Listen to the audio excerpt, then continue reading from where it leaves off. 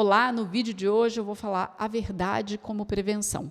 Se você está chegando aqui agora, não viu os vídeos anteriores, sugiro que você pause esse vídeo, salve e assistir mais tarde e clica no vídeo aqui na tela, o problema, a introdução, que é o primeiro vídeo de uma série de vídeos do livro Nação Dopamina, da psiquiatra Anna Lembke. Ele foi traduzido para o português e publicado no Brasil em 2022. E é importante você assistir desde o início, porque esse livro está em sequência. A sequência das histórias dos pacientes da Anna Lembke, a história da Anna Lembke, da droga de escolha dela e do processo de recuperação dela, e da explicação técnica que ela traz, da neurociência por trás da dopamina, do prazer, do sofrimento. Por isso é importante você assistir desde o início. Se você não me conhece, meu nome é Thaís Tosati, eu sou psicoterapeuta, especialista no atendimento de adolescentes e adultos sobreviventes de relações tóxicas e da terapia breve do resgate da criança interior. Se você já vem acompanhando, seja muito bem-vinda, muito bem-vindo. E dando sequência ao que a Anna Lembke traz para a gente sobre honestidade radical, hoje ela traz a história de um médico que a procurou para uma avaliação psicológica, porque ele foi contratado para dar aula e no prontuário dele constava um crime que ele tinha cometido de ter dirigido bêbado. E aí ela explica para ele, olha, eu estou aqui para fazer uma avaliação psicológica sua, se você apresentar alguma questão que seja possível fazer um tratamento, a gente vai fazer um tratamento, pode ser que eu te acompanhe, ou você vai procurar outro profissional, fica a seu critério, eu estou à disposição para isso, ou simplesmente eu vou avaliar que sim, você tem condições, e aí ele agradece pela explicação, e ela fala, mas espera, está constando aqui 10 anos, isso aconteceu há 10 anos, por que você está me procurando agora?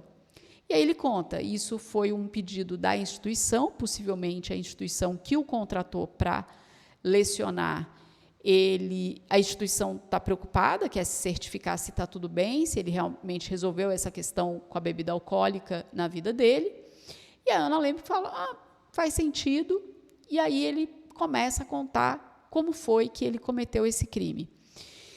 E o que ele conta é que ele já estava formado como surfista, e aí ele começa a fazer a faculdade de medicina e teve uma festa, ele se divertiu, empolgou com a bebida, os policiais chegam na casa onde está tendo essa festa e para com a festa porque os vizinhos estavam reclamando do barulho e ele estava muito bêbado, a pessoa que ia dirigir o carro na última hora não pôde, ele resolveu dormir e algumas horas depois ele acordou, foi para casa, era perto, era uma reta, ele falou, vai ser tranquilo.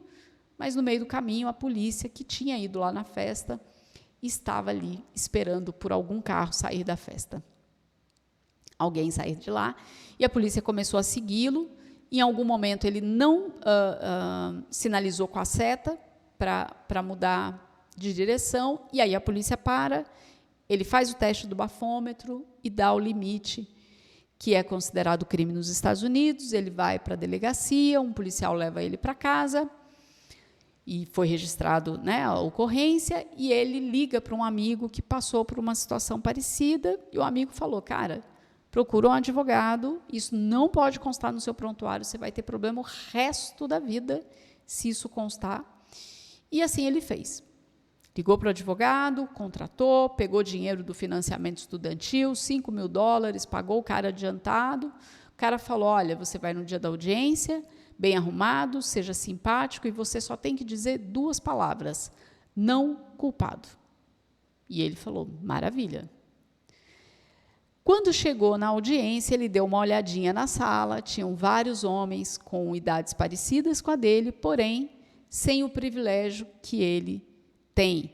E possivelmente não tinham advogados, e aí o juiz fez a leitura e perguntou para ele, e aí? Qual é a sua situação?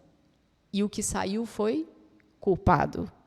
E o juiz fica, sério? É isso mesmo? Você não pode voltar atrás. A hora que eu escrever isso aqui, acabou.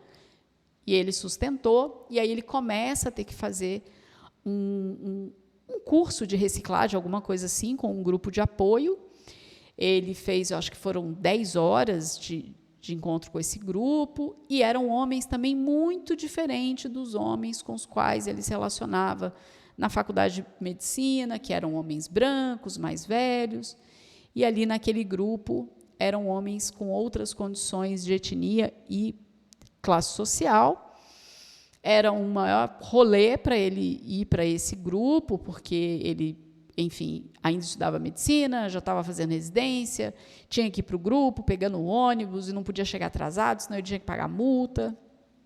Enfim, finalmente ele termina, pega a licença dele de volta, eu acho que para dirigir, e aí ele forma em medicina, vai para outro estado, se candidata à residência, quando pega um prontuário, opa, crime, dirigiu bêbado, vai fazer o grupo todo de novo. E aí, em algum momento, ele fala, poxa, eu acho que eu devia ter mentido, mas ele fala, não, olhando em retrospecto hoje, eu tenho muito orgulho de ter feito isso. E ele contou para Anna Lembke que, aos 5 anos de idade, aconteceu um fato com ele muito marcante sobre verdade e mentira.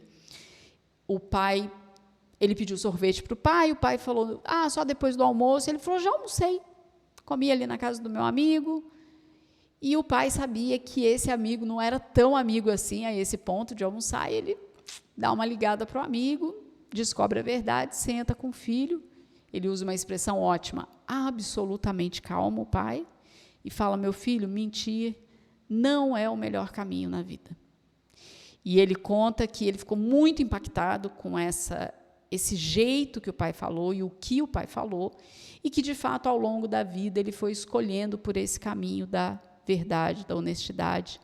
Ele também conta que ele lembrou, antes de ir para a audiência, que ele teve um primo que estava dirigindo embriagado, atingiu uma garota de 18 anos e os dois morreram. Os pais eram envolvidos com bebida alcoólica. O pai, até o momento que ele conta a história para Anna Lembke, continua envolvido, a mãe já em recuperação há 10 anos. Ele, quando adulto, descobriu que a mãe passou a infância dele, a adolescência toda embriagada. Ele não lembra de ter visto, mas agora adulto sabe que isso aconteceu. Então, e ele conta que, olhando para a vida dele, que tende ao excesso e tende a correr risco, a gostar disso, ele sente que não ter ido por esse caminho de ter mentido e ter se envolvido com bebida alcoólica ajudou ele a ter um caminho muito diferente ao longo da vida, da trajetória dele. E aí a Anna Lembke vai destacar, né, mais uma vez, como que a verdade pode ser, ela fala nesse capítulo, né, como prevenção, como é que essa escolha dele possivelmente fez com que a vida dele fosse tomando outro rumo. Ele também conta que a escolha pela verdade, ele atribui e acredita que tem a ver com o ambiente que ele cresceu, que apesar dos pais dele ter esse envolvimento com a bebida, mas ele, né, não ter visto, ele viveu num ambiente onde ele se sentia seguro, confiante para ser aberto. Quando ele aprontava alguma, a família não era condescendente com ele, não pagava pelos erros dele. Ele assumia essas responsabilidades, mas eles também não o julgavam. Então, ele acredita que toda essa combinação permitiu ele se conectar com a honestidade, com a verdade. A Anna Lembke vai contar que ela, ouvindo essa história, reforça ainda mais o desejo dela de sustentar o lugar da honestidade na criação dos filhos dela. Como ela aprende com os pacientes dela que a honestidade radical é um caminho para ter relações profundas, autênticas, ter uma vida que pode evitar a dependência, o hiperconsumo, e que ela, pessoalmente, luta todos os dias para falar a verdade, que tem uma parte nela que quer pintar a história, que quer parecer que não foi tão ruim assim, e que ela percebe que a cada dia ela está melhor, está mais empenhada para sustentar esse lugar, de que todos os dias ela vai sustentar um lugar de honestidade radical. Me conta, como é que esse conteúdo chega para você? O que você achou dessa história? Já vivenciou essa experiência de honestidade como prevenção? Me conta aqui nos comentários. Se você é novo, se você é nova por aqui, se inscreve no canal, Ativa o sino de notificações para você receber toda segunda às 7 da manhã um vídeo novo de psicoeducação, hoje a Nação Dopamina, e às sextas-feiras, às 18 horas, a Nova Menopausa. Deixa o seu like para o YouTube entender que esse conteúdo é relevante e entregar para mais pessoas. Muito obrigada e até o próximo vídeo.